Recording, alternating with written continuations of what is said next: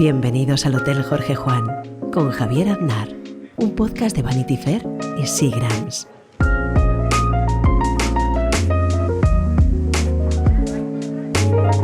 Hoy tenemos de invitado en el hotel a un querido conocido, a un habitual, a Mauricio Wiesenthal. ¿Cómo estás, querido Mauricio? Yo, habitando este hotel, decía Dostoyevsky que todos tenemos tendencia a tomar las dimensiones del lugar donde entramos. Por eso parece que la literatura antigua estaba hecha en lugares bellos como este en que tú me recibes, porque eso enseguida el espíritu tiene tendencia a volar. Y cuando uno está metido en un lugar muy angosto, uno tiene tendencia entonces a hacerse más tímido y a tener menos espacio para ocupar. Y aquí, entre libros, entre cuadros, entre muebles maravillosos, este escenario a mí me seduce y espero que las personas que nos oigan encuentren que esta oferta que me haces de traerme a este escenario merece la pena y que no digan vaya fracaso.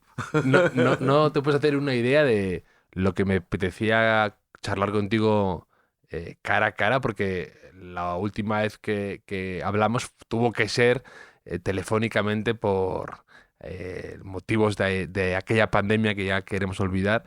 Y ahora tenerte aquí cara a cara, estar viéndonos y oyéndote, pues me hacía especial ilusión, Mauricio. Gracias, Javier, porque yo realmente he venido con mucha ilusión, porque sé que entre los dos compartimos muchos estímulos de enseguida provocarnos y pincharnos para que vayamos sacando lo que tenemos dentro, y espero hacerlo así.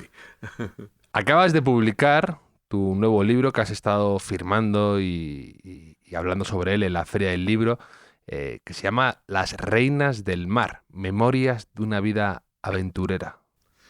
Mi editora, Sandra Ollo, de Acantilado, le puso el subtítulo, le gustó. Yo le propuse con Las Reinas del Mar, que era el título que yo tenía pensado y con el que había escrito. Además, siempre, muchas veces los títulos salen cuando salen. Y en este libro lo tuve presente muy pronto al comenzar a escribir, que yo quería escribir sobre las reinas del mar, cogiendo esa imagen, porque quizás buena parte de los recuerdos míos de barcos van unidos a los barcos de la Cunard, que eran todos el Queen Elizabeth, el Queen Mary, el Queen Victoria.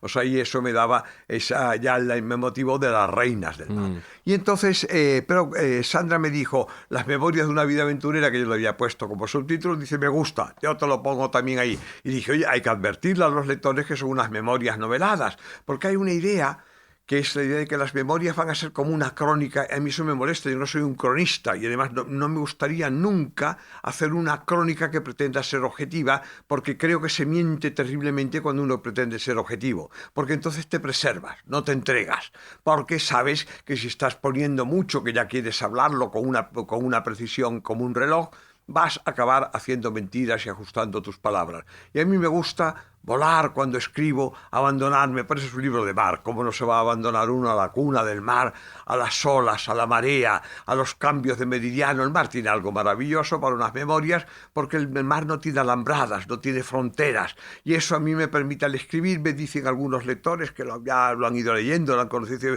Mi propia editora, Sandra, me dice, Mauricio, es especial dentro de tu obra porque es tu estilo. Dice, pero es como si fuese más suelto. Digo, bueno, claro, si a los 80 años no me he conseguido soltar, ya no tengo remedio. Y también, y para eso ayuda incluso hasta que cuando uno tiene una cierta edad, la memoria es menos cruel, porque perfila, busca el perfil, diríamos, va uno más hacia el impresionismo, como en la pintura.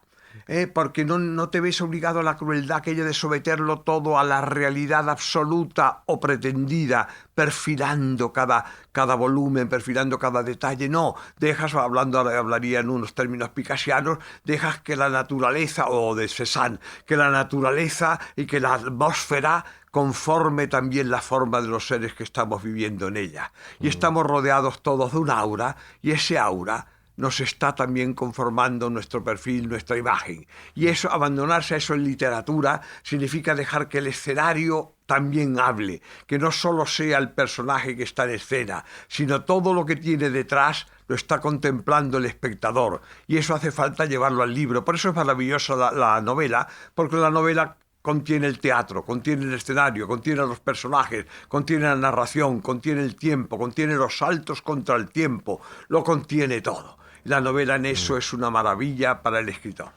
Aparte, tú en el libro hay un momento que dices que nunca has estado muy interesado en escribir memorias calamitosas Nunca. porque la vida te parece un salón de baile. Unos entran y otros salen. Y me siento muy identificado porque mi idea de el hotel Jorge Juan, de gente entrando y saliendo aquí, hablando conmigo, es esa misma. Era lo que yo quería y como siempre tú lo reflejas mucho mejor que yo con palabras. No, me lo compartimos, porque realmente es que creo que es la realidad de la vida. Y tú sabes que además uno mismo ha entrado en muchos momentos de la vida encantado en un lugar triste, ha salido alegre. Viceversa, uno ha salido de una reunión que era pensando que iba a encontrar un horizonte y la vida en una mala maniobra, en un mal temporal, le ha llevado a uno a un sitio donde no pensaba llegar. Esas puertas que se abren y se cierran, ese juego enorme, además lo brindo a los jóvenes, porque cuando hablo con ellos, en mis clases, en mis charlas, me doy cuenta que hoy día, claro, yo vengo de una época, de una generación en que se le ofrecían a uno probablemente menos puertas cuando era joven. Y entonces uno tenía que entrar por la primera que encontraba y pensar, esa va a ser mi puerta definitiva. No, no se sabe, esa puerta te entra a un camino, en ese camino te encuentras una aventura, ese camino lleva a 3 puertas más, entras por una de ellas, siempre andando, porque tengo esa idea, en esto corrijo con todo respeto a mis maestros, y no tengo la idea de que se hace camino al andar, es verdad, pero a mí me gusta más decir, se anda camino al hacer.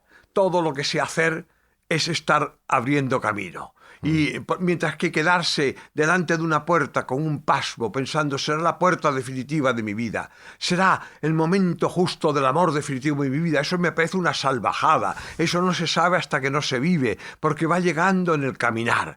Y esto es también lo que ocurre, por eso compartimos esa idea de que de repente una persona que conociste en un momento de la vida que estaba viviendo un momento penoso, o que lo conociste en una pensión que era una pensión triste, donde con una ventana que daba un patinejo, otro día te has encontrado con él en el Hotel Jorge Juan. Y esto es una maravilla, porque la vida tiene para todos. Es un juego de azar, es un juego de magia.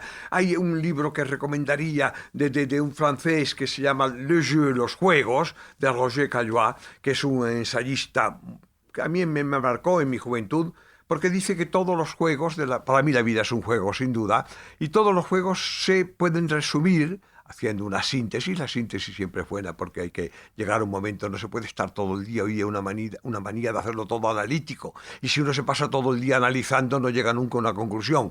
Para vivir tenemos que analizar primero, pero luego rápidamente sintetizar y comenzar a ponerlo en práctica, si no vamos a llegar a 90 años haciendo todavía un análisis como si fuésemos realmente uno. Por eso no me gusta tanto la crónica o el argumento racional como más el arte, que el arte permite esa expresión. Y Caillois dice en su libro Le Jeu que todos los juegos se pueden resumir en juegos de azar, todo el mundo conoce cuáles son, y eso hay diferentes opciones de la vida en que sabes en el fondo que te estás jugando un momento de suerte y piensas, mira, incluso hasta un examen, los muchachos que están preparando ahora un examen, el examen tiene una enorme cantidad de azar, que te toque el tema que conoces o lo que más te gusta o el momento de la vida justo en la mañana en que tú te encuentras lleno de fuerzas o que te pueda coger en un mal momento por las circunstancias que sea. El alias, el azar, fundamental. Hay otra idea fundamental que es el innings, el equilibrio.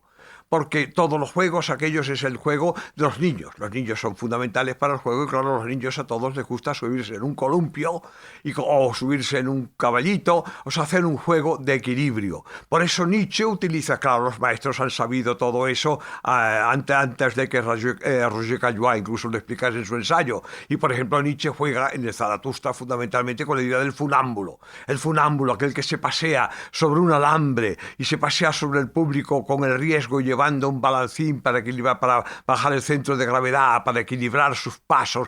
Buena parte de nuestra vida es andar sobre un alambre. Y sabemos el riesgo y además encima, si eres escritor, si eres lo que sea, el público paga, el público aplaude el riesgo y el público cuando acude a una conferencia tuya, a una charla, cuando sintoniza Jorge Juan, está esperando que haya un riesgo y a ver si a este señor que está hablando se lo comen los leones. O sea, esto forma parte del espectáculo maravilloso de la vida. Quien no arriesga no está dando su corazón, no ofrece nada a los demás. Los demás quieren de cada uno y nosotros estamos pidiendo a los demás que nos den algo de su vida y sabemos que cuando lo dan están arriesgando.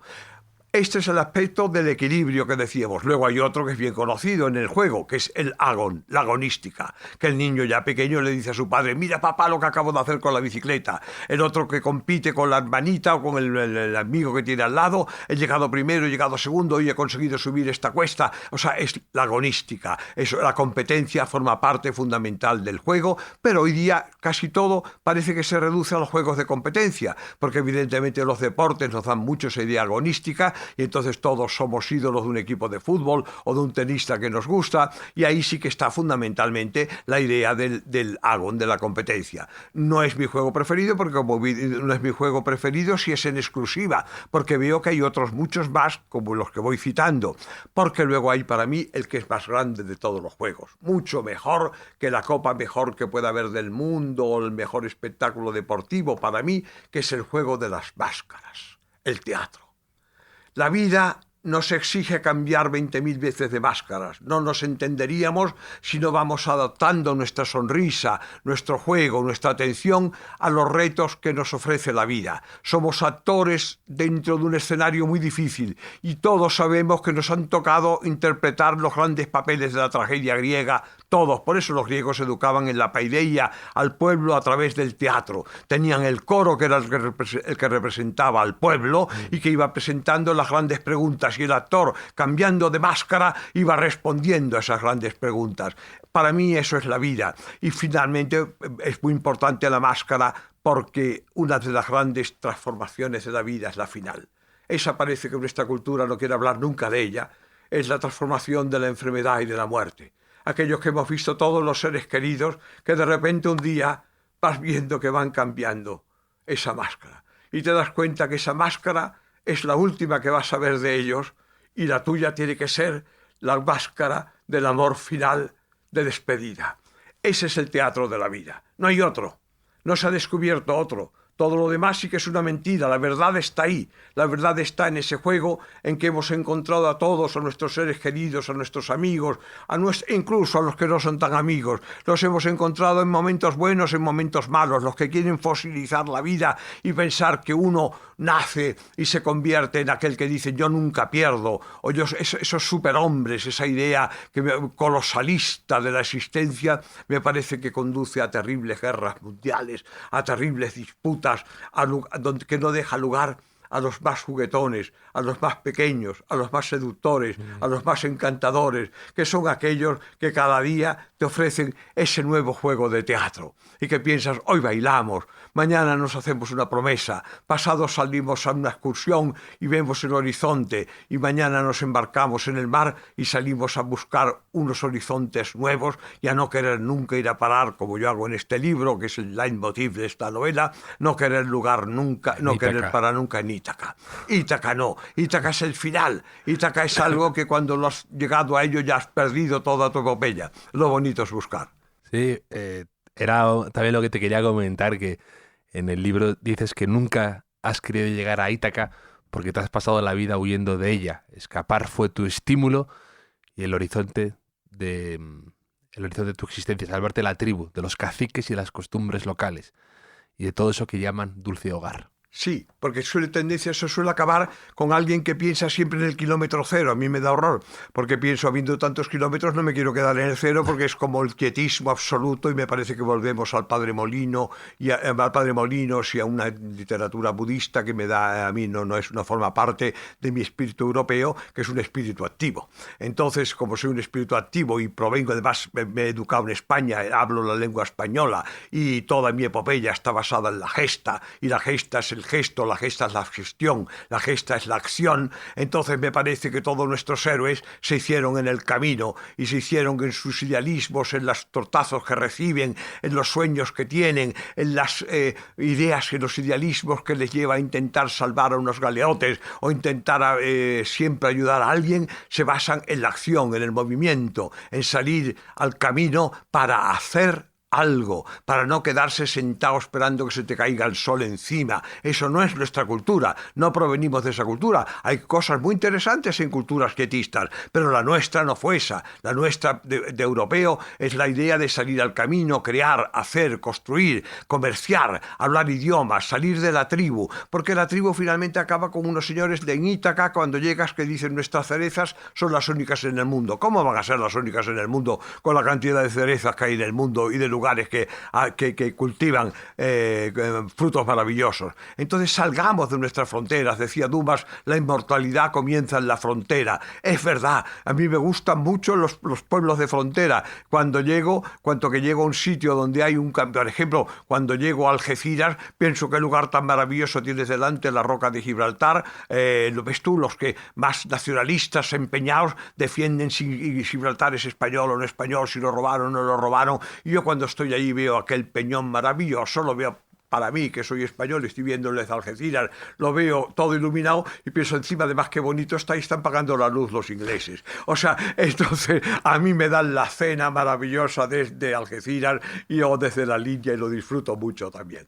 Bueno, quiero decir con esto que no me gusta ese nacionalismo tribal encerrado de corral, porque creo, ahí me recuerdo una película de Totó que me divertía mucho cuando era jovencito, porque es un pobre hombre que ha nacido justo en la raya de una frontera, porque su padre es aduanero o algo así, y el hombre ha nacido en la raya de la frontera porque además pasa por la cocina de la casa donde vive, y lo quieren detener continuamente porque no tiene papeles, porque el hombre no sabe de qué nación es, y siempre cuando le preguntan, ¿pero usted de dónde es?, dice, yo sono nato en la cucina, yo he nacido en la cocina. Creo que todos hemos nacido sobre una raya que es la raya de la humanidad. Y entonces me molestan cuando queremos hacer diferencias raciales, religiosas, de cualquier tipo, y estamos continuamente con la obsesión aquella de si aquí a este lado de la frontera se come mejor o más allá. Cada uno come lo que come y lo bueno sería que compartiésemos lo de unos con los de otros.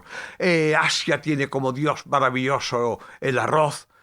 América tiene como Dios maravilloso el maíz, que quizás fue el Dios que dio hasta toda la riqueza de aquellas culturas, todas las leyendas, todos los cuentos y maravillas de la Pachamama y de todo lo que la tierra dio a los pueblos americanos, y nosotros tenemos el trigo como Dios de nuestra cultura. Nosotros, como decían los griegos, que no tenían esa idea de patria cerrada, tenían la idea, cuando tenían una cierta edad, los jóvenes iban al santuario de Graula y juraban, como que nosotros sería el juramento de bandera, digamos, pues ellos juraban fidelidad a toda tierra que produce pan, vino y aceite.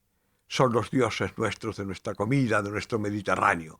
Entonces, cuando estamos viviendo en el Mediterráneo o vivimos en Europa y yo me muevo a cualquier país que me dé pan, vino y aceite, me siento en mi casa y me siento delante de mis padres, de mis abuelos y de mi cultura.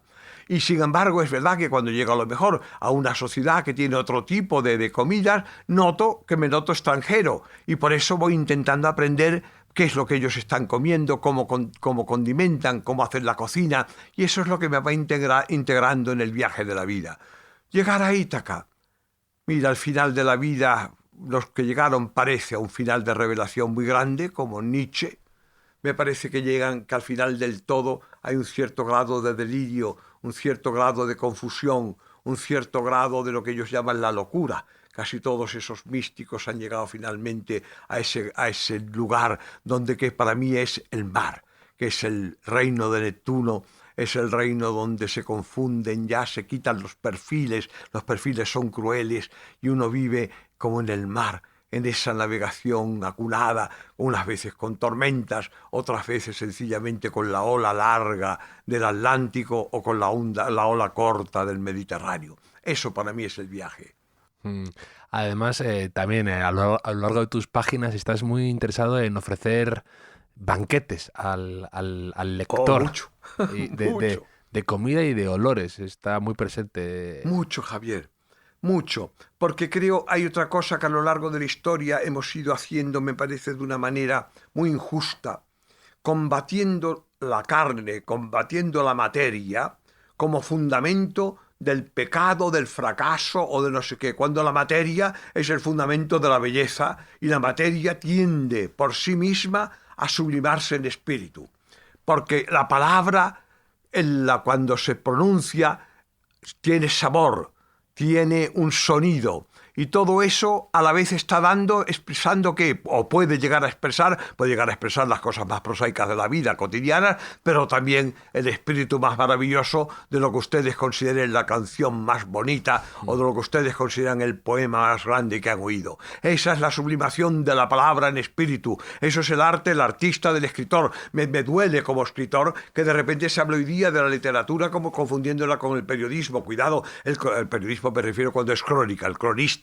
tiene que ser objetivo, el hombre se está jugando incluso la vida, está haciendo un trabajo realmente impagable, pero para dar la crónica lo más objetiva que puede. El escritor no, el escritor se está jugando la vida, está viviendo en condiciones penosas también, pero lo está haciendo para dar la sublimación de esa palabra en espíritu, para que la gente se transporte, para que la gente encuentre una ilusión, una llama, una luz, algo que le transporta cuando está oyendo la palabra. Esa es la magia de la palabra y por eso hay aquella palabra judía que dice que Dios, que Yahvé creó al hombre para que pudiese pronunciar palabras.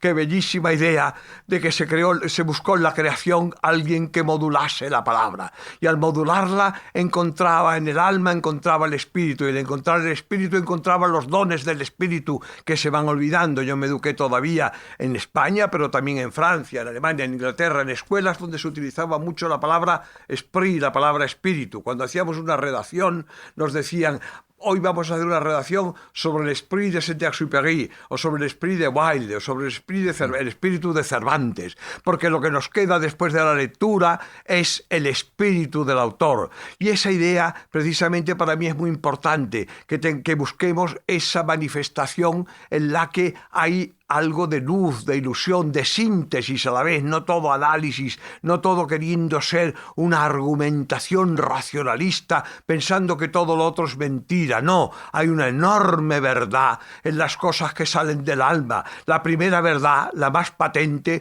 es la que está hablando un ser humano. Y no hace falta que sea ni un supercientífico. El mundo se ha llenado de unos señores que, sin ser científicos, ni de lejos, hablan como si fuesen científicos porque hablan en nombre de la ciencia. Me escandalizan con las blasfemias que pronuncian cuando no tienen ni idea de lo que es la ciencia. Porque a un científico se le reconoce enseguida. Es prudente, cauto, porque sabe que la ciencia tiene unas reglas muy concretas. Cuando un señor está explicando Apocalipsis y está diciendo que estamos en los bordes de la guerra mundial, y luego cuando hay una epidemia dice que la epidemia se cura dando saltos mortales no sé dónde, y comienzan a decir tonterías y el tío se presenta encima como biólogo, matemático, lo que ustedes quieran, a mí me da un terror enorme porque toda esa brujería no me vale para nada. Entonces creo que es importante que volvamos a recuperar nuestra idea, que para los europeos además fue tan importante, del espíritu, es decir, de la idea de que todo lo que es materia, cuando comienza a vivir y comienza a funcionar en vida, y se convierte en vida, se convierte también en idea, se convierte en ilusión, se convierte en horizonte, se convierte en los dones del espíritu, entre ellos uno muy importante que es la sabiduría, otro muy importante que es el don de dar consuelo. Para dar consuelo hay que sentirse también portador del espíritu humano y humanista. Y ahora que hablamos tanto de la inteligencia artificial y de como cada época tuvo sus mandangas técnicas que figuraban que iban a ser la salvación del mundo. Llevamos milenios sin salvar el mundo. Entonces la única salvación del mundo que ha habido ha sido la del humanismo, la de los hombres y mujeres que de alguna forma han entregado su vida a los demás para dar consuelo a la humanidad y para darnos una explicación que sea humanista y que sea tierna y poética e ilusionadora de la vida. Y los jóvenes los tenemos hoy día asustados con la guerra mundial que llega de un minuto a otro. No podemos vivir así. Los jóvenes, claro, para los que somos ya mayores, mira, si viene la guerra mundial, total, 1 hora más o menos no te coge de tanto. Sin embargo, si eres joven, pensemos en los niños, pensemos en los jóvenes, no les vamos a dar un horizonte, no vamos a luchar por abrirles el espíritu, por abrirles la luz, por abrirles un amanecer y lanzarlos a ese amanecer con ilusión, lanzarlos a ese viaje en el primer puerto que haya, a embarcarse, señores. Vamos a buscar en la navegación un baile, un sueño, que va a haber momentos, mi padre me decía cuando yo tenía la edad que pueden tener ahora algún joven que nos escuche, a lo mejor en un momento de desaliento, de fracaso pequeño de la vida, de joven no se tienen tan grandes fracasos, pensad que se tienen más fracasos de mayor, pero si tiene de momento esa idea en la que mi padre me decía, hijo mío, cuando yo me ponía así pesimista de joven y decía, es que los exámenes son, no son justos, es que el otro, me quejaba de cosas de la vida, y mi padre me decía, hijo mío, si yo te doy un cuaderno ahora, en blanco, y te digo, escribe ahí lo que tú sueñas en este instante que quisiera que fuese la vida. Y tú vas a escribir una vida épica, maravillosa, cada uno en su propia ilusión, y se va a quitar astutamente momentos muy dolorosos que no quisiera haber vivido nunca. Y me decía mi padre, si dentro de 40 años lees eso que has escrito, verás que habías escondido cosas que no querías perder, enfermedades tuyas, debilidades tuyas, errores, flaquezas y la muerte de tus seres más queridos. Y sin embargo, a cambio, sigue hojeando ese libro y verás que toda la epopeya que contaste no vale absolutamente nada si la comparas con un minuto mágico que un día te dio la vida. Un momento de fusión, de amor, de alegría, de obra bien hecha, de entrega absoluta. Ese momento ha merecido la pena tu vida. Yo deseo que todos encontréis ese momento y, como dice una canción que yo pongo como leitmotiv también en este libro, que se llama For the Good Times, no miréis atrás los puentes que están ardiendo. Siempre hay puentes que están ardiendo, siempre hay momentos que podrían hacerle a uno tener una cara triste, pero pensad, si habéis conseguido amar, cómo mereció la pena brindar for the good times, por los buenos tiempos. Desde luego que creo que estás en la editorial adecuada, porque el logo, el isotipo de acantilado, es un hombre tirándose al agua, ¿no? Nunca Lanzándose a la aventura. Hay algo de aventura, hay algo de mar, hay algo de juego, hay algo de equilibrio. Es así. Este es el lugar adecuado, Mauricio. De hecho, ahora que hablabas del tema de los jóvenes y de la guerra, me venía a la cabeza un pasaje de tu libro en el que hablas de tus memorias, de cuando eras más pequeño y habías coincidido con dos hermanos pequeños, que un niño jugaba contigo alemán y como solo había conocido ¿sí? que solo jugaba a hacer la guerra, ¿no? Porque era lo que conocía. Era Peter, se llamaba Peter, lo recordaré siempre. Iba vestido con un trajecito tirolés, coincidimos en un viaje cruzando el Atlántico, ellos eran inmigrantes que huían de la Europa que había quedado destruida en llamas. Yo recuerdo todavía, tengo la imagen de la Austria dividida, que es el Austria de la Viena del Tercer Hombre. Tengo la imagen de Alemania con campos de cascotes, con lugares donde jugaba con mis amigos y encontraban siempre con mucho miedo, porque podía haber todavía restos de metralla o podía haber un escape de gas, y veía sobre todo a las mujeres, porque la presencia de las madres, de las mujeres, la retaguardia de las guerras, hay muchas mujeres en la época que había, que no está en la primera fila, se llevaban entonces a los hombres a la lucha. Hoy día, afortunadamente, hombres y mujeres compartimos todos los riesgos, pero a las mujeres les tocaba ya de antiguo, madres y abuelas, algunas abuelas ya impedidas o con dificultad de caminar, el cuidar a los nietos, en buscar comida donde no había.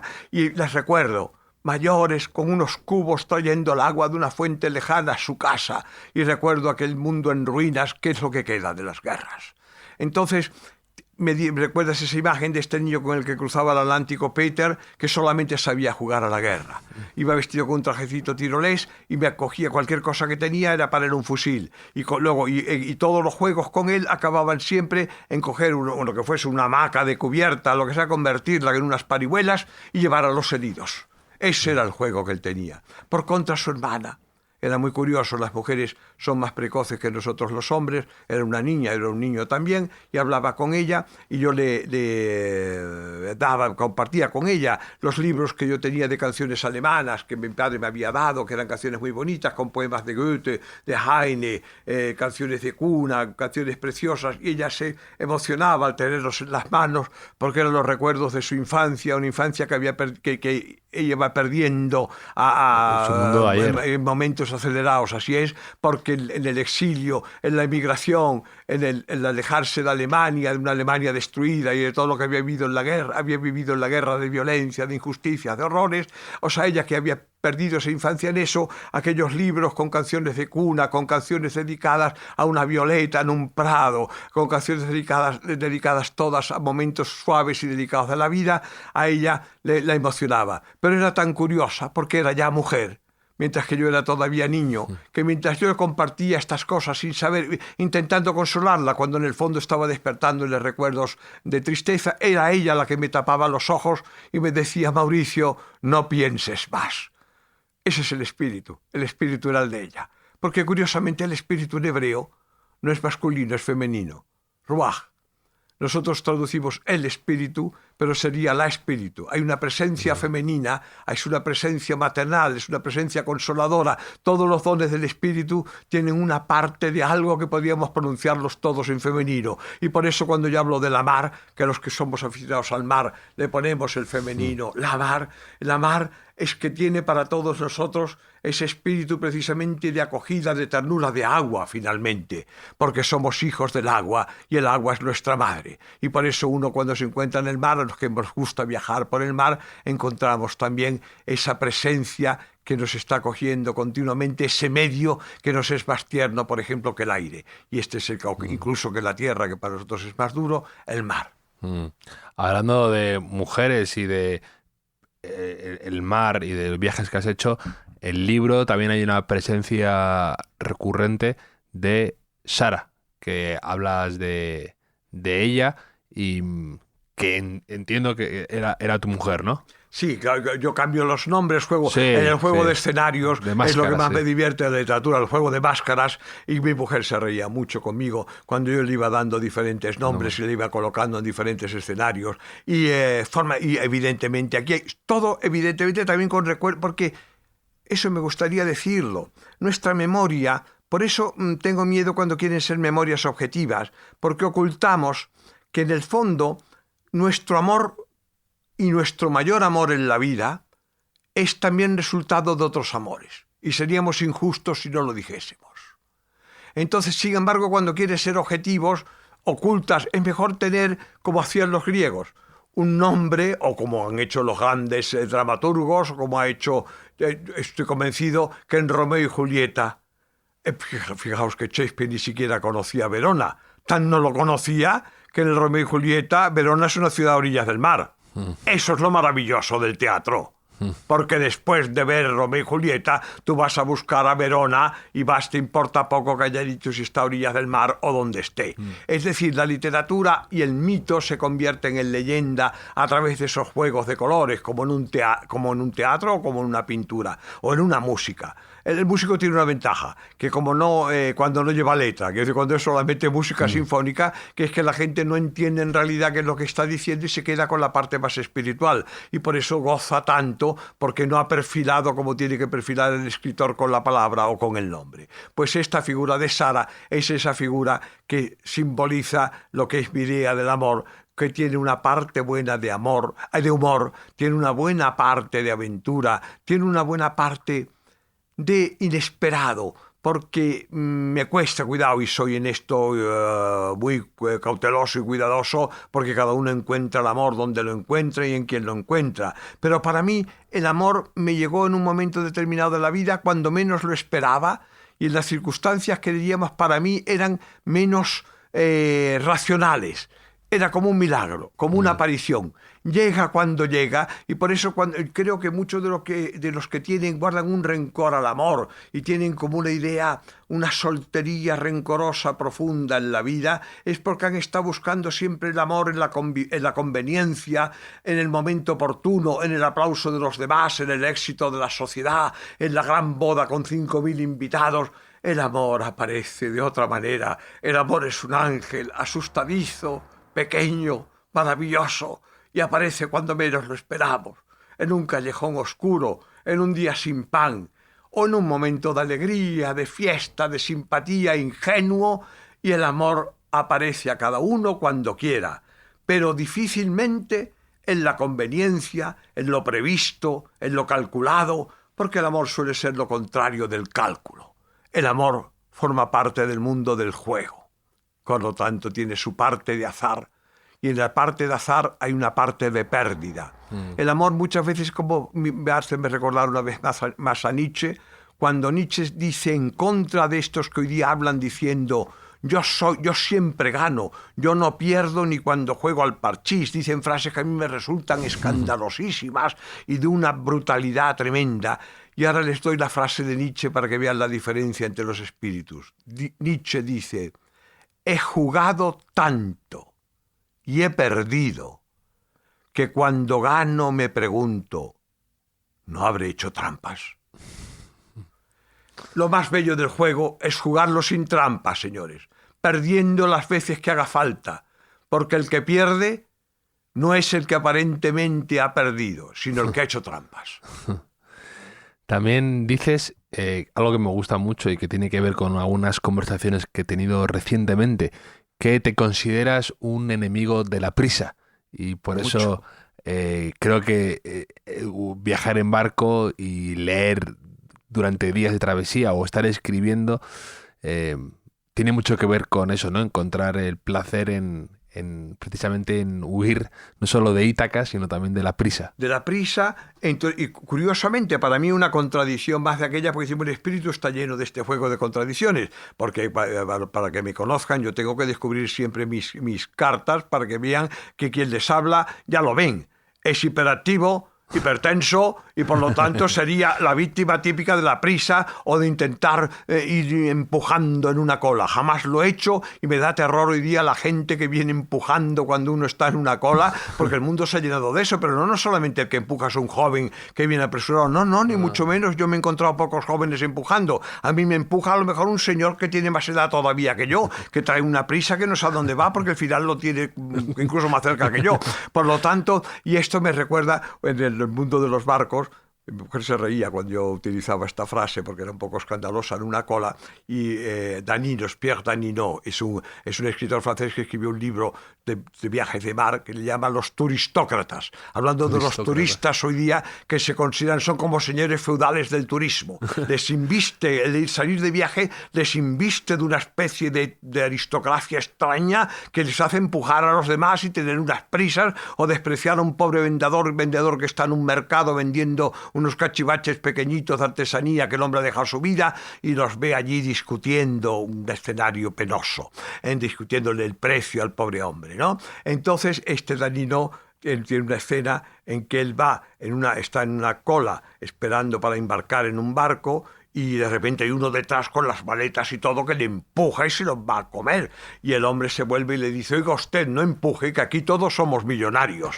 Pues entonces yo les pido, por favor, que cuando estén en la cola de los churros, de la carne, del pan, del pescado, donde ustedes hagan cola, o de los pasaportes, cuando sea alguno de estos que empuja, se vuelve usted y dice: no empuje, oiga, que somos también millonarios. O sea, esto es algo que hay que acabar con, ese mundo de los turistócratas que son señores. El mundo se ha llenado de señores feudales. Es muy curioso. No somos conscientes de lo que vivimos y lo tenemos al lado. Yo voy por la calle, soy una persona mayor que tengo que andar con cuidado porque no tengo la rapidez ni en la vista ni en los movimientos que puede tener alguien más joven, y de repente me pasa un loco con un patinete a una velocidad que debe comprender que para mí es exactamente igual que si un señor feudal me atropella cuando yo era campesino en la Edad Media.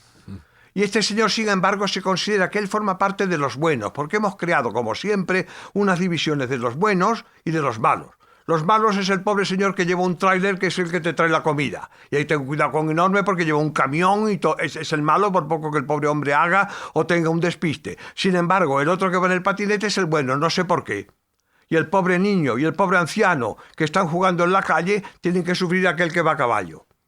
Esto no lo entiendo. Vamos creando siempre ese mundo en que resulta que uno es el que es el bueno, es el modelo, no lo soporto. Yo tengo un problema con esto porque una de las cosas que no soporto en la vida es el buenismo. Tengo mucha desconfianza con los buenos porque he descubierto muchas veces en la vida que me encontraba en ellos grandes fariseos, grandes hipócritas. Me gusta, por el contrario, los actos. Soy español. Me he educado en España, me he educado también fuera de España, pero mi lengua es el español y comparto con mi convivencia con los españoles una cultura que es la mía. Y en esa cultura descubrí siempre que nuestros héroes, como lo fue el Quijote, era un hombre que se comportaba como un hombre bueno. Por eso le pegaban, por eso se mofaban de él. El bueno no era el que se está mofando de él.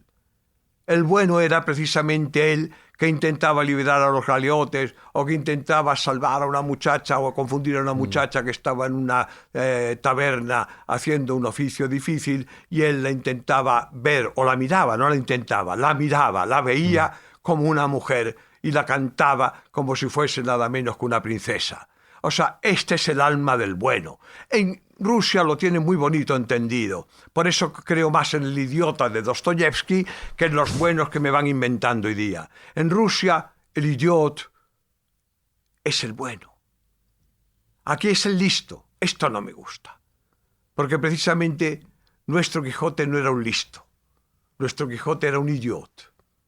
Cervantes lo vio. Es maravilloso que en nuestra cultura nos pintó a uno de los arquetipos del español, y ahí está nuestra historia, precisamente, hoy día que intentan para para hacer la defensa frente a las injusticias de una leyenda negra, de lo que todos los países tienen su leyenda negra y sus momentos negros, evidentemente, y sin embargo también lo que podemos tener nosotros como verdadero punto de alegría, de honor y de espíritu de compartirlo, es que el héroe de nuestra literatura tiene una buena parte, como el príncipe Mishkin de los rusos, tiene una buena parte de idiota. Es el hombre que se confía, es el hombre que ayuda, es el hombre que sale a desfacer en puertos y es el hombre que recibe los golpes. Eso me parece maravilloso porque es el mismo personaje que vamos a encontrar en nuestros místicos, en Teresa o en Juan de la Cruz, perseguidos por la Inquisición. Es el mismo personaje que vamos a encontrar en muchos de nuestros exiliados, que vamos a encontrar en muchos de nuestros heterodoxos, que vamos a encontrar en muchas de las gentes que en este momento, hombres y mujeres, están siendo ofendidos por alguno que se cree más listo que ellos y sin embargo ellos poseen esa ingenuidad y pureza del que está dando lo que tiene en el corazón, y en eso sigue lo que para mí es la frase más bella que conozco, que es una frase de San Pablo que dice: es más bello dar que recibir, es más bello amar que ser amado. Yo a mis años pienso que lo más bello que uno hace en la vida es dar, hacer, entregar, porque eso les quita la soledad. La mitad de la gente que se queja de soledad no ha dado nunca nada, sigue sin quererlo dar en este momento. Está precavido, guardado, encerrado en sí mismo y, en claro, si no da, no se siente acompañado. Para dar no tiene que venir nadie a darte nada. Para dar eres tú quien das, y cuando das, has descubierto que hay otros. Y cuando has descubierto que hay otros, no vuelves a estar nunca más solo. Es así. Porque todo hoy día, a veces en mi literatura hay evidentemente esa ambigüedad, y yo comprendo que los lectores, la más buena gente que no nos pasa y le pasa a todo el mundo cuando va al cine. Cuando vais al cine y veis una película y veis de repente el actor en la escena más bonita, le han creado un escenario precioso, porque para eso está el cine, para que uno le cree un escenario, la iluminación perfecta, todo lo que podemos poner en pantalla, y veis al intérprete que está abrazando, besando, bailando con la mujer más guapa que se puede pensar, y la buena gente se mete en esa escena y cada uno en su sueño coloca ahí a su amado, a su amada, a todo lo que pueda sumar y vea. Eso es muy quijotesco. Eso es quijotesco, precisamente. Eso es bellísimo y lo hacemos todos cuando nos gusta una novela. Entonces, en mis libros, enseguida, como yo lo que les hago es dibujar un escenario y me lo adorno, como es lógico, y me lo amueblo a mi manera, porque tengo que hacer funcionar mi narración, para eso soy novelista, para eso sigo y tengo esa pretensión de poder darle a los demás ese placer, de darles esa satisfacción, pues entonces siempre piensan, pues este hombre se ha pasado la vida en los barcos más grandes y más lujosos, ha encontrado a las mujeres más bellas del mundo, ha vivido rodeado de millones en los hoteles mejores. Y por ejemplo, para que la gente me comprenda cuando hablo concretamente, cuando yo que escribo en Los hijos de las golondrinas o el que hiciese, no recuerdo ahora porque no releo nunca mis libros, tengo esa ventaja sobre mis lectores, pobrecitos. Entonces, decía, conocí a Coco Chanel en el Ritz. Y los amigos me preguntan, oye, ¿tú vivías en el Ritz? Yo no he dicho que vivía en el Ritz. Conocí a Coco Chanel en el Ritz. A Paul Morand me dijo un día, yo le había hecho una entrevista, Paul Morand se hizo amigo mío, y Paul Morand me dijo un día, ¿a quién quieres conocer en París? Y yo le dije, a Gabriel Chanel, a Coco Chanel. Y entonces me dijo, yo te la presento, porque eran muy amigos, yo lo sabía, por eso lo había pedido, y que entonces me dijo, pues nos vemos en el Ritz, en la Place Vendôme, al lado de la calle donde ella tenía su taller, y la Rue Cambon, que forma parte con el bar del Ritz, precisamente, en la esquina, y allí la encontré. Pero entonces todos los demás, se ve que la magia de escribir, a mí me gusta mucho eso, es como la magia de la pantalla, hace que mi lector se figure que yo vivía en el Ritz y que estaba allí, que invitaba a Coco Chanel y a Paul Morand y que poco menos que... Aquí todos somos millonarios. Aquí somos todos millonarios. Y esto me hace mucha gracia porque mis libros están llenas de estas historias y yo lógicamente intento que mi lector esté fundido con esa historia y le voy contando cosas que he vivido, pero no forzosamente si algún día no tenía que comer esto, en esto soy profundamente evangélico y sigo perfectamente a San Mateo y sigo algo que hoy día, eso sí que me gustaría, Javier, que me permitas decirlo a la gente que te sigue, supuesto, que para mí son, por seguirte, ya sé que son tan elegidos. Y quería decirles que no sé por qué, ni muchos de los predicadores que han formado parte de la hueste de los más fariseos, ni muchos de estos grandes buenos que nos rodean cada día, que hablan solamente con el nosotros y figura que el yo es peligroso cuando el nosotros está compuesto de muchos yos y que estamos hablando uno a uno. Y cuando yo estoy hablando ahora en este micrófono, estoy dirigiéndome uno a cada uno de ustedes y todos juntos formamos un grupo. Pero yo no hablo para ningún nosotros porque no conozco ningún nosotros. Conozco un yo de cada uno. Eso es la vieja tradición judía, además es muy importante porque la bendición del Señor se reparte uno a uno, no todos juntos. Porque el padre reconoce a sus hijos uno a uno como la madre. Y si yo le dijese que para sus padres ustedes son nosotros, dirían, no, para mi madre soy yo y mi hermano y el vecino que venga y el que sea venido a la familia. O sea, esto es importante y por eso les digo, ya está en el Evangelio esa idea también de que cuando ayunéis, en este momento sé que hay muchos ayunando y les hablo por eso con ese respeto, porque me gustaría entre ellos mirar ahora con admiración a los que ayunan. Todos hemos ayunado a la fuerza algún día de nuestras vidas, algunos más, otros menos, pero cuando ayunéis no hagáis como los fariseos, que se visten con sacos y van ahí saliendo todos vestidos de pobrecitos para que la gente les aplauda y diga qué humilde es. La humildad no es eso, sino dice el Evangelio, cuando ayunéis es dar. Ayunéis es una alabanza, vestíos y perfumad vuestras cabezas y salid a la calle precisamente sonriendo, ayudando a los demás, porque verdaderamente os admiro si estáis ayunando y estáis dando.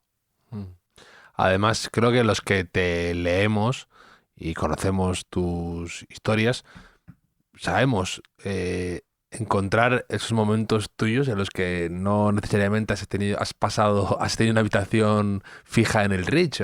Aquí más bien no. Hace poco lo contabas, cuando estabas, creo que era en Austria, que tuviste que empeñar manuscritos de tu bisabuelo músico Sí, señor. para poder escribir y costearte las biografías que escribías de Mozart y demás. Tantas veces he dado a cambio algo que para mí era querido, que en un momento de la vida había podido comprar, porque tampoco eran tan caros, sé que compraba manuscritos que muchas veces no eran los mejores. Tengo una carta, por ejemplo, en casa que enseñan los amigos de Victor Hugo, que es una carta recortada, con lo cual vale menos, pero es una noticia en la que da las gracias a una señora por haber asistido al estreno de Le Roi s'amuse, que es el Rey se divierte, es la base de lo que sería luego el libreto del Rigoletto. Y entonces yo compré eso porque lo encontré y me lo daban muy barato, y supe por qué me daban barato, porque afortunadamente he procurado informarme de las cosas que me gustan, como todo el que ame algo. Y entonces sabía que ese autógrafo era falso, pero era falso de que a mí me interesaba. Estaba escrito por la Juliette Drouet, que era el amor de Victor Hugo, y que sabía imitar su letra, y que cuando él tenía que escribir cartas que no eran trascendentes, como esta, que era dar las gracias a una señora por haber ido al teatro, entonces ella se lo falsificaba. Entonces, para mí, tener una falsificación escrita por la amante de Victor Hugo me parece muy interesante. O sea, por eso os digo, he conseguido cosas que los demás tengo en casa, pues vienen los amigos, les enseño, que es un diploma que está firmado, un diploma sueco, de la Academia Sueca de Medicina, firmado por Axel Fersen, que es el presidente de la Academia de Medicina sueca en aquel momento. Eso me costó a mí 5 euros en una subasta en París. Y ahora le dicen los amigos, y les digo, ¿sabéis por qué está Axel Fersen? Y dice, Axel Fersen no entran, es normal, la gente no lo tiene en la cabeza. Digo, hombre, yo lo compré porque Axel Fersen era el jefe de la guardia sueca, y es el que acompañó a María Antonieta en la última huida. Axel Fersen era el que decían que era amante de María Antonieta, era un guapo sueco que había seguido a la reina, era su guardia de The Corps, y cometió la cobardía de cuando los amotinados de la revolución vinieron a detenerla, él la dejó, mandó a la guardia sueca que se alejara, evidentemente hubiese cometido una masacre con el pueblo que se amotinaba para llevarse a la reina, pobrecita, pero el hombre sintió que hacía una cobardía, que era un momento de esos de elección en la vida en que dices, tengo que cargar contra la multitud o finalmente me voy, pero había abandonado a la pobre mujer. La mujer muere en la conciergería, en la cárcel, la mujer es decapitada, la mujer sufre toda la crueldad del momento aquel de la revolución. 20 años, día por día, después de ese abandono que él hace cuando la deja en la carroza donde la acompaña, él vivía en Uppsala, era académico de la Academia de Medicina, y entonces en un motín de estudiantes, Uppsala es una ciudad universitaria sueca, en un motín de estudiantes, sin saber por qué, ese hombre se mete en medio y cae abatido por la multitud, sin tener nada que ver ni con el motín ni nada de nada. Ahora sí. Y cuando le encuentran el cuerpo, tiene agarrado en las manos, caído en tierra, agarrado en las manos un medallón que había llevado siempre en su cuello, que le había regalado la reina María Teresa, a la María Antonieta. Estos son historias de la vida. Por lo tanto, cada uno, si ama algo, conoce los secretos de lo que ama, lo ha investigado, lo busca. El mundo no es un mundo de estar sentado. Yo cada vez que oigo que los jóvenes, con todo el respeto a las palomitas, yo no soy un entusiasta de las palomitas, pero que dicen que su ideal es tirarse en un sofá y comer palomitas, hombre, yo creo que también hay cosas que uno puede ir buceando por el mundo, moviéndose, interactuando con los demás, participando de la vida, en vez de estar continuamente siendo el objeto pasivo de todo lo que está pasando lejos de nosotros. Por eso, estas cosas que hablamos, los autógrafos para mí han sido tan queridos, heredé la afición probablemente de Zweig, que él era un coleccionista tremendo, pero era un coleccionista rico, con lo cual tenía autógrafos realmente prodigiosos, tenía las cartas precoces de Mozart a su primita, tenía cartas maravillosas, o sea, los autógrafos tienen un poder grande para los que amamos un autor, la literatura. Yo en mi casa fui coleccionando al cabo del tiempo, pues tengo una carta, por ejemplo, de Pierre Louis, que es muy, muy curiosa, está escrita en tinta violeta, como él era un poeta modernista,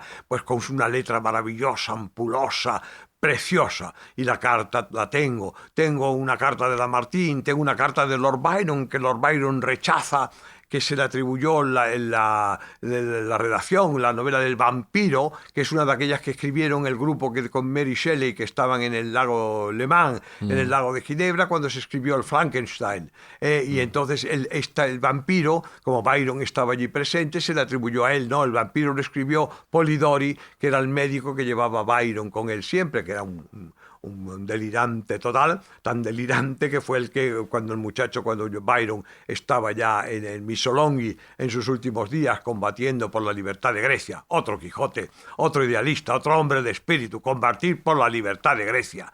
Y ahí se pone un casco bérico y se va a perder la vida en unos pantanos, luchando junto a Mavrocordato, junto a los líderes griegos que en aquel momento luchaban por la libertad de su patria, de su tierra, pero que entre ellos políticamente ni siquiera se entendían, y este extranjero inglés se va a morir allí. Pero entonces Polidori lo remata, porque encima cuando coge el paludismo y coge las fiebres de aquellos pantanos, el médico no se le ocurre otra cosa que aplicarle sanguijuelas para sangrarlo, con lo cual lo remata. Tremendo, tremendo. Y hablando de viajes por el mar también, en un momento dado del libro hablas de que para ti el tiempo es una ficción mecánica y convencional. Qué bonito esto que me dices. Para mí, que me despiertas una cosa que para mi vida es fundamental. El tema, los físicos dirían un tiempo relativo, un tiempo relativista por estos condicionantes, evidentemente, físicos y matemáticos, pero es que el tiempo para nosotros es evidentemente, depende del reloj, depende de unas coordenadas, de unas convenciones que hemos hecho para entendernos cuando nos citamos y decimos vamos a vernos en Hotel Jorge Juan y coincidimos aquí gracias a que tenemos un reloj a la hora precisa. Sin embargo, yo tengo la idea ahora mismo, en la charla que estamos teniendo, estamos dando unos saltos tremendos de tiempo. Y pasamos de una época a otra, de un lugar a otro. Entonces, en el espíritu, no es como... Evidentemente estamos condicionados por el tiempo de nuestra vida, por las condiciones de nuestra vida, a tener una vida limitada. Pero el espíritu nos permite volar como los libros, como la música, como el amor.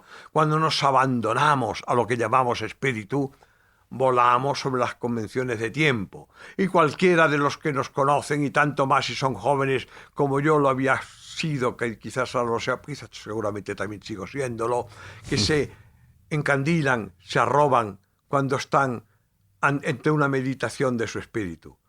Entonces, ese joven que en ese momento está pensando, está investigando, está estudiando, está en el arrobamiento de su trabajo, que es un trabajo de espíritu, no siente ni que en este momento le pesa la espalda, ni que en este momento tiene un cansancio, o que solamente siente que está volando en su mundo.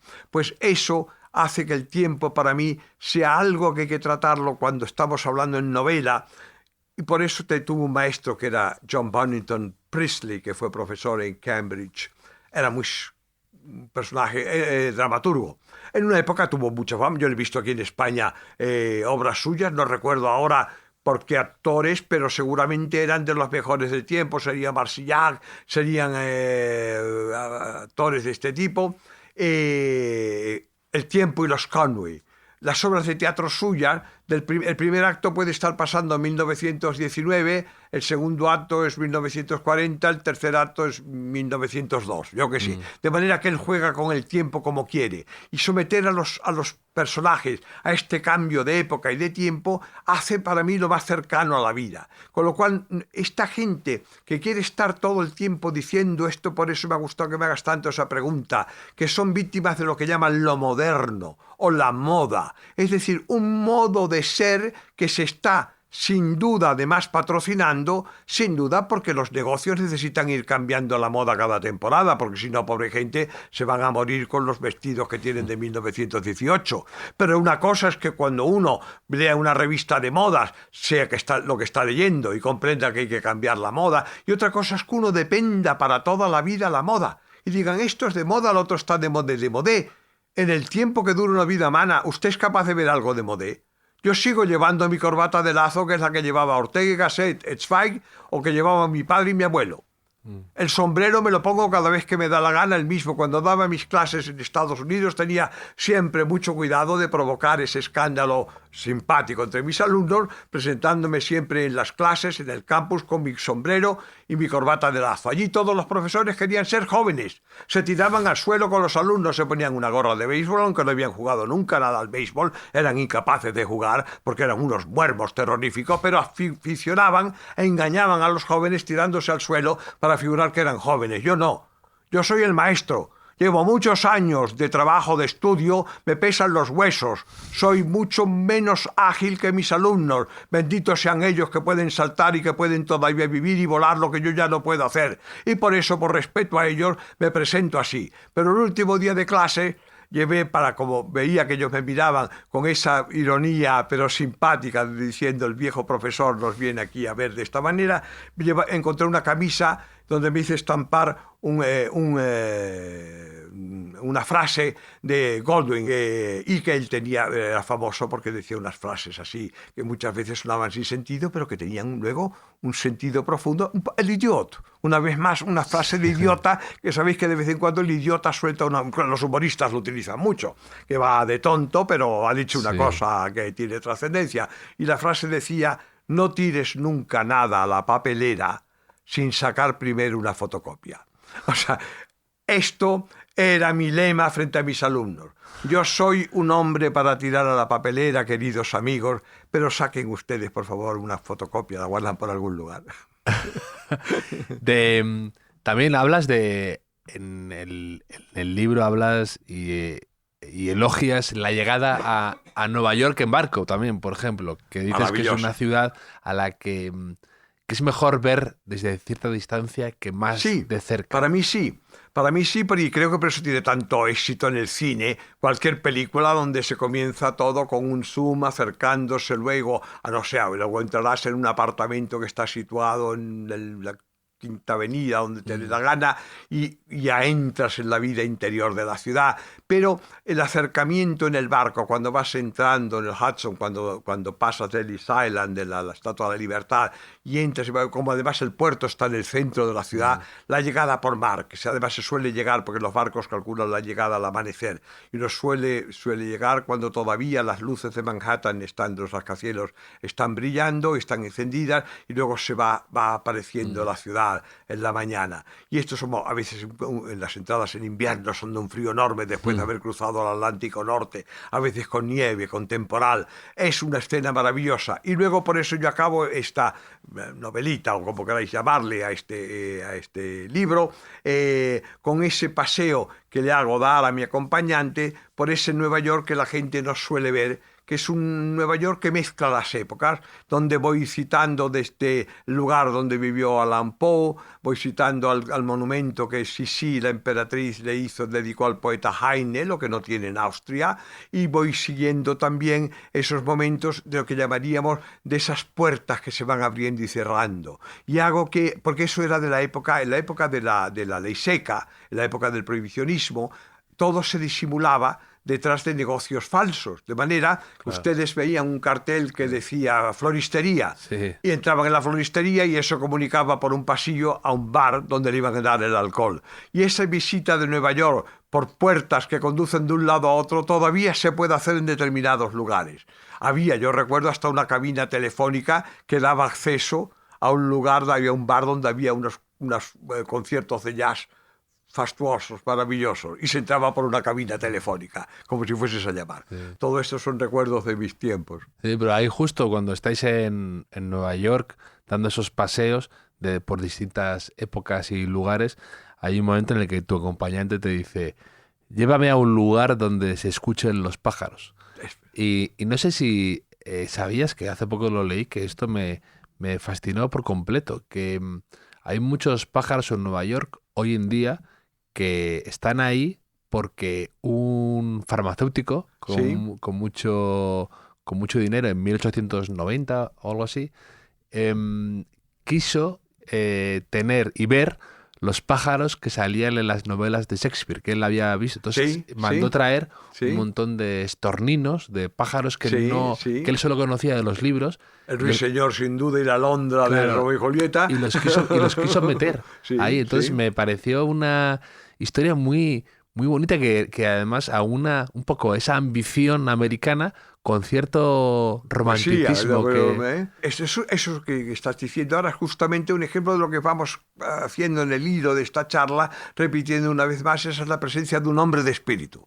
Ese hombre sin duda era un conocedor farmacéutico, era un conocedor seguramente de la biología, era un conocedor de la fauna, de los pájaros, era un ornitólogo, lo que fuese. Era sobre todo un hombre de espíritu, porque no se conforma con saber que las aves tienen sus diferentes especies, sino que además él quiere convertirlo eso en un mundo que llegue a los seres humanos, porque son pájaros que forman parte de la literatura, son personajes también. Sí. Por eso yo quisiera volver a encontrarnos en una síntesis, en el espíritu, en una concordia, en un consuelo común, en una ayuda, en una acordada. He sido montañero cuando era joven y recuerdo como algo muy bello lo que es la lucha en la montaña y lo que significa el atravesar un glaciar, por ejemplo, en cordada, donde la cuerda une a un ser humano con otro, pero la cuerda no debería ir tensa, sino debe tener una ligera comba que permita la libertad de movimiento de cada uno de los que van en la cordada, que todos juntos forman la cordada, pero cada uno vigilante del otro, por si da un traspiés, por si encuentra una grieta, por si encuentra mala nieve. Y en ese momento rápido, el que ayuda, que va detrás, además, curiosamente, en esa cordada, la cuerda tensa, el piolet firme, los nudos de la cuerda rápidos para mantener al compañero, porque se nota la debilidad del compañero. Y cada uno de nosotros llevamos a alguien que nos sostiene en la cuerda. El mejor, siempre el último, cuando se va asegurando y se va en esa cordada en la que se necesita que en el descenso alguien tenga la precaución del conjunto. Esto nos va faltando. Creemos una cordada que permita que nadie se sienta atado, sino que haya esa comba de libertad mientras no es necesario tensar la cuerda y ayudarse. En ese momento, seamos de donde seamos, cada uno de la cordada tiene sus ideas, su color, su sexo, su religión, lo que le dé la gana, pero tiene detrás una mano que acompaña ese momento mágico de paso del glaciar y de la dificultad.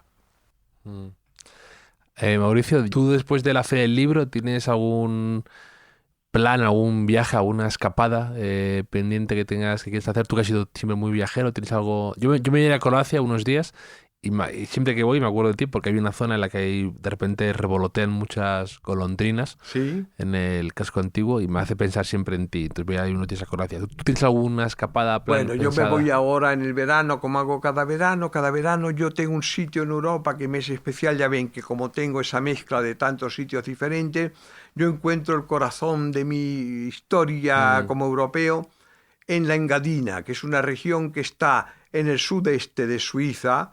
Está el sitio donde yo voy, es una aldea, se llama Sils Maria, donde Nietzsche escribió el Zaratustra, por lo tanto es bien conocida de todos, y alquilo un apartamento que da justamente sobre la casa de Nietzsche.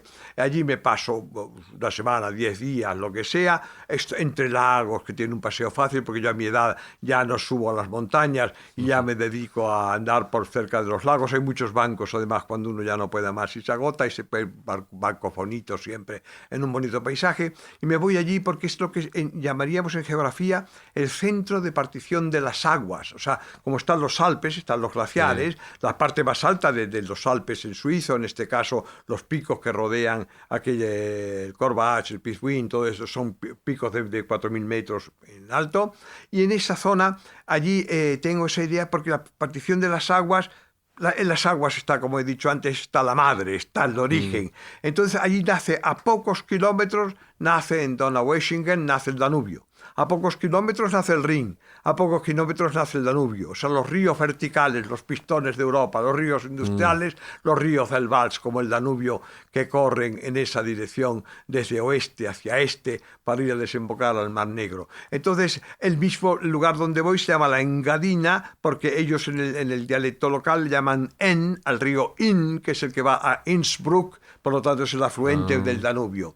Aquello para mí es una maravilla. Allí han vivido Rilke, Thomas Mann, Bruno Walter, músicos, pintores, poetas, todos mis maestros han ido allí atraídos por esa idea de que allí está el corazón de Europa. Y yo me gustan los veranos, desde que era pequeño, pues hago mi visita a la Engadina. ¿Y cuántos libros tienes pensado llevarte? Porque además tú también hablas de que vas a hablas de la biblioteca del Queen Mary, creo que es. Sí, ¿no? sí. Y te gusta mucho viajar y leer cuando viajas y encuentras. Pero voy con mis libros, pero también en este caso allí voy a una biblioteca donde iba, que es una biblioteca pequeñita, donde iba Rilke, y ojeo los libros antiguos que tiene que pudieron estar en manos de Rilke, con lo cual allí hago de explorador de libros leídos por otros, que es una cosa también muy bonita.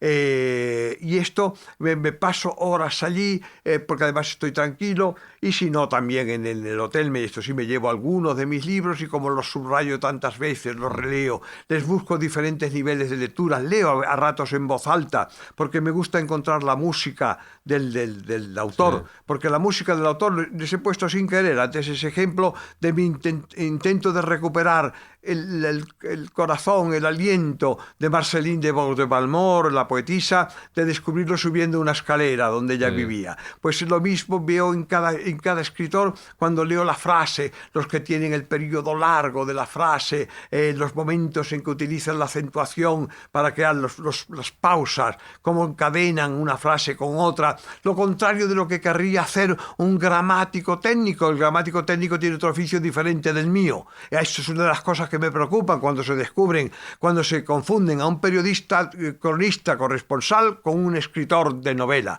cuando se confunde a un gramático técnico con un orador o con un escritor. Son oficios diferentes, todos son necesarios, pero no podemos quitarle al arte el derecho a la libertad dentro de la disciplina que exige el conocer, como es lógico, la gramática, el idioma y el diccionario y el léxico. Pero siempre pensando, por favor, que la literatura es también, ahora debo decir también, hace años si hubiese vivido en la época de Calderón, de Lope, de Cervantes o de Quevedo, hubiese dicho la literatura es un arte. Pero hoy día con toda humildad tengo que decir, y me alegro que se me exija esa humildad y esa sencillez, que la literatura es también un arte, por favor. En el escritor hay un hombre que vive como el actor, como el bailarín, como el pintor, como el músico, en un mundo donde se necesita el corazón, el aliento, el ritmo, el gusto, la estética para expresar lo que uno quiere. Y eso no me gustaría que en el academicismo teórico, técnico del mundo que vivimos vaya acabando por suplantar el alma del artista. Cuando me dieron un premio que tenía que ver con las Bellas Artes, algún amigo me preguntaba, pero el premio de Bellas Artes siempre pensé yo que iba dedicado a pintores, a músicos. Él olvidaba que la literatura es una de las bellas artes. Y me gustaría recordarles a todos los que nos oyen que nunca pierdan de vista que si les gusta la literatura, les gusta el arte. Porque también resulta que hoy día parece una idea que el arte solamente es ir a visitar un museo. El arte también es a visitar donde vivió un escritor. El arte también es buscar lo que hay de huellas en lo que decíamos antes en una carta autógrafa, en una librería de viejos. Señores, que el arte afortunadamente es amplio y tiene todavía muchos caminos por recorrer. Y Mauricio, ya para acabar, antes has hablado de lo de coser y cantar, y también ahora de diferentes tipos de arte. Yo te tengo que pedir un poco que cerremos esta conversación. Si tú puedes cantar un poco, que es algo que... Hoy he hecho tanto, porque para ganarme la vida, y esto muchos de los que nos oyen, que te lo han leído y tengan o que tengan esta vocación, sabrán que la vida de un escritor, si quiere ser independiente, obliga a hacer muchos trabajos. Es como la vida de un actor también. Ganarse la vida escribiendo con los libros es muy difícil, se lo digo para no engañar a los jóvenes que tengan esta preciosa vocación. Entonces, es bueno que estén preparados para hacer cosas diferentes, porque eso les permitirá ser libres sin pertenecer a ningún partido, a ninguna escuela, a ningún dogma, ni a ninguna sopa boba. Antes existían mecenas. Gaudí encontraba a los Güell como arquitecto para pagarle todos los sueños que él tenía. Y ahí han quedado esos sueños que esta familia le patrocinó. Hoy día resulta que el gobierno, cada partido político, cada uno, no hay ninguno que se salve. No estoy hablando de ninguno en concreto. Todos enchufan a los suyos. Entonces eso significa que te conviertes esclavo ya de una moda, de una teoría. lo bueno es poder estar libre. Yo, una de las cosas que me dio la libertad fue el hecho de poderme ganar la comida algún día cantando en algún sitio o siendo profesor de esgrima, porque fui campeón de esgrima de joven. He estado en el circo, He hecho el circo, he hecho de todo. Y cantar, ya que dices cantar, ahora mismo, ni siquiera sé si ya después de todo lo que les he hablado, tengo la voz en condiciones. Pero recuerden, este libro dije que tenía... El leitmotiv de Good Times. El leitmotiv de The Good Times, ¿verdad? Don't look so sad, I know it's over, but life goes on, and this old world will keep on turning. Let's just be glad we had some time to spend together. There's no need to watch the bridges that were burning.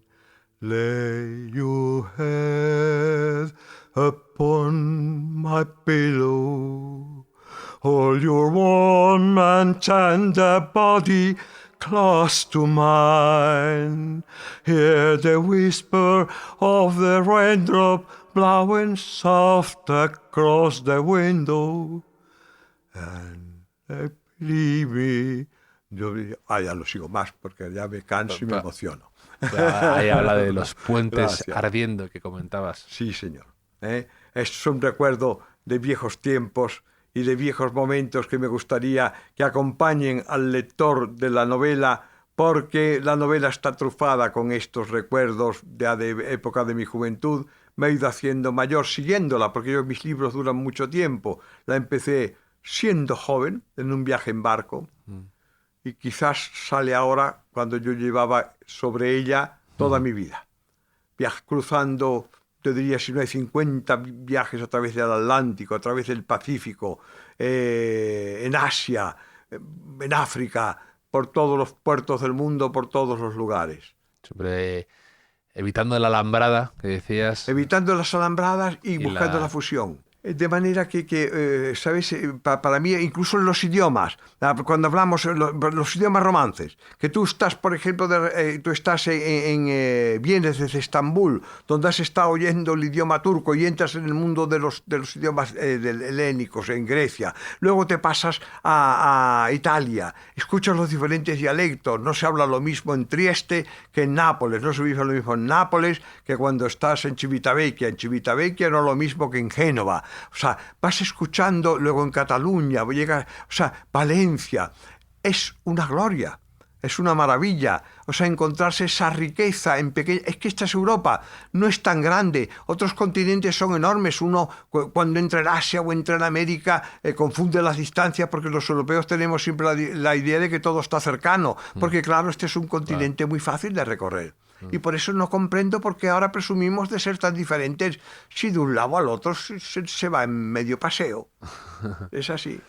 Pues Mauricio, como siempre ha sido un verdadero placer charlar contigo, escucharte, que nos cuentes tus historias que pueden encontrar en Las Reinas del Mar. Como siempre, muy recomendable todo lo que escribes para pasar un rato estupendo.